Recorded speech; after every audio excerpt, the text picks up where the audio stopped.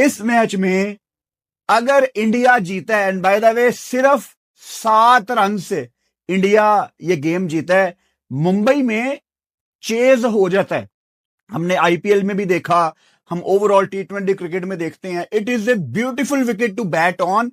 ठीक है, थोड़ी सी ड्यू आती है, लेकिन वानखेड़े में चेज होता है। 253 मतलब 250 कह लो, 250 ही है। 250 जब इंडिया ने बोर्ड में लगाया तो मिड इनिंग्स में मैं 100% श्योर था कि ये गेम इंग्लैंड ने नहीं जीतनी, लेकिन 7 रन से इंडिया का ये गेम जीतना, मैं यहां पे अप्रिशिएट करना चाहता हूं जैकब बेथल को, मैं यहां पे अप्रिशिएट करना चाहता हूं इंग्लैंड को। 500 से ज्यादा रन्स हमने आज देखे हैं वानखेड़े में। एमएस धोनी। तो इंडिया फाइनल खेलेगी न्यूजीलैंड के अगेंस्ट, और न्यूजीलैंड ने हमें कलकत्ता में टोटल सरप्राइज किया। हमें नहीं पता कि फाइनल किसने जीतना है, लेकिन सवाल यह है कि क्या India final as favourite start करेगी? इसका जवाब है हां। अहमदाबाद को कहा जाता है कि ये इंडिया के लिए कोई एक अच्छा वेन्यू साबित नहीं हुआ, जो कि ठीक भी है, लेकिन अब एक मौका है इंडिया के पास कि वो इस चीज को चेंज करें। भाई आगे चैंपियंस ट्रॉफी इंडिया में है, 2031 का ओडीआई वर्ल्ड कप इंडिया और बांग्लादेश में है। दोनों टूर्नामेंट्स के फाइनल अहमदाबाद में होंगे। अभी अनाउंस नहीं हुआ, लेकिन ऑब्वियसली अहमदाबाद में ही रखेंगे। उस स्टेडियम को बनाया ही फाइनल्स के लिए गया है। तो इंडिया को कुछ भी करके फाइनल जीतना है। अगर इंडिया ये फाइनल नहीं जीतती तो बीसीसीआई के ऊपर बड़ा प्रेशर आना है, लोगों का बड़ा प्रेशर आना है कि आगे कभी भी किसी टूर्नामेंट का फाइनल अहमदाबाद में नहीं रखना। अच्छा, अभी होती है इंडिया में तमाम लोगों को बहुत ज्यादा मुबारकबाद। Let's take it that way कि अगर हम ये समझते हैं कि 250 पे 250 हो सकता है, लेट्स पुट दिस वे कि यहाँ पे 250 पे 250 हो सकता है, यहाँ पे 225 से 230 भी हुआ है, वानखेड़े में हुआ है। लेट्स से कि यहाँ पे अगर विकेट थोड़ी अहमदाबाद की ग्रिप कर रही हो, स्पिनर को थोड़ी फेवरेबल हो, तो 200 होता है इसको, या 170 प्लस 75 प्लस होता है। सेफ स्कोर यहाँ पे 200 प्लस ही है, ये डिटरमिनेंट होगी बात। आप अगर क्या न्यूजीलैंड टॉस जीत के बैटिंग करके 250 लगाता है इन पे, या इंडिया के ऊपर 225 टांगता है स्कोर बोर्ड पे? अगर वो करता है तो obviously India is going to be much under pressure. अब ये बात भी तो बिल्कुल साबित हो चुकी है एज अ डे लाइट कि वो भी बड़ा तगड़ा आएंगे इन पे ऊपर। बट आई से दिस के आई थिंक, मुझे लगता है कि knowing the recent past of New Zealand जो अभी जीत के गई यहाँ से, शायद वो बॉक डाउन हो सकती है इंडिया के सामने। But India also has a pressure of 1.5 billion people.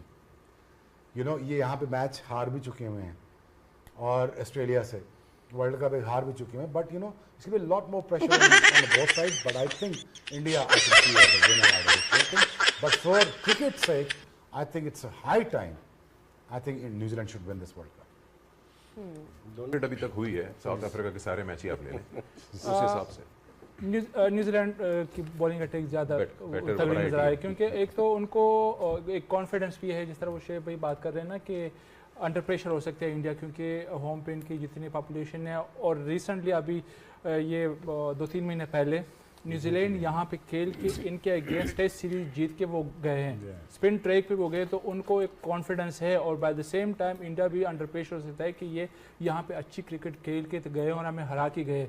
तो आई थिंक प्रेशर होगा इंडिया पे भी। और ये कॉन्फिडेंस की बात कर रहे न्यूजीलैंड का, वो कॉन्फिडेंस होगा। और आई एम श्योर कि वो जिस तरह की क्रिकेट खेल के आ रहे हैं तो वो बहुत अच्छी क्रिकेट खेल रहे हैं। अगर उनकी बॉलिंग की बात करें या उनकी बैटिंग की बात करें, I think it will be a good final. Ji Hafeez, आपकी क्या? श्योरली अगर आप अहमदाबाद की बात करें तो इंडिया को बहुत एज होगा, क्योंकि वो उनका होम ग्राउंड है, पूरा सपोर्ट उनके साथ होगी।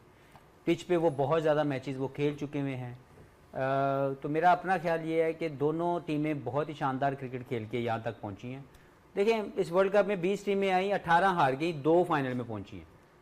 तो वो जो हारने का प्रोसेस और जीतने के प्रोसेस को अगर हम थोड़ा सा चेक करें तो वही टीम ऊपर आई है जो कंप्लीट टीम थी।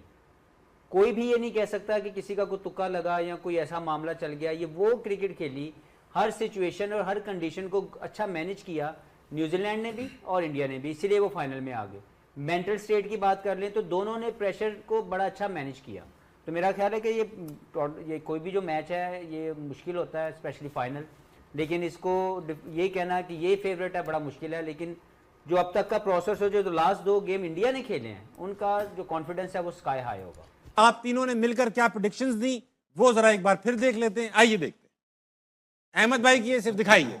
न्यूजीलैंड वर्सेस साउथ अफ्रीका, दोनों ही बहुत जबरदस्त टीम है, लेकिन करंट देखते हुए ना मुझे लगता है कि साउथ अफ्रीका ले जाएगा ये मैच। मुझे लगता है कि साउथ अफ्रीका ले जाएगा ये मैच।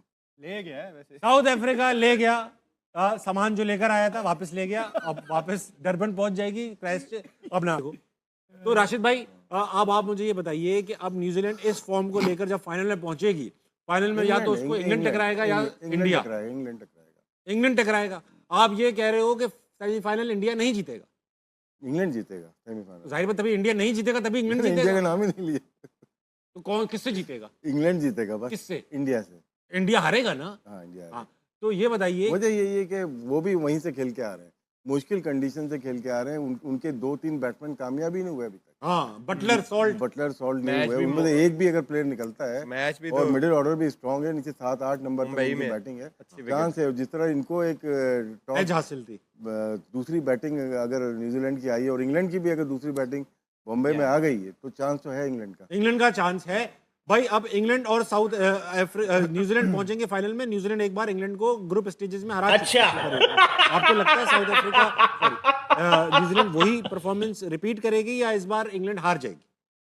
देखिए, पहले तो कल जीते तो सही इंग्लैंड, और मुझे लगता है इंग्लैंड, जैसे राशिद भाई ने कहा, इंग्लैंड जीत सकती है। अगर आप दोनों टीमों को कंपैरिजन करें ना, इंग्लैंड के बॉलर्स भी अच्छी बॉलिंग कर रहे हैं और उनके इवन दो सॉल्ट और वो जो है बटलर वो अभी कुछ नहीं कर रहे, अच्छा लेकिन हेनरी, जैक, सैम करन, ये दोनों हाँ यस वो ब्रूक्स जो है, ये तीनों अच्छी फॉर्म में।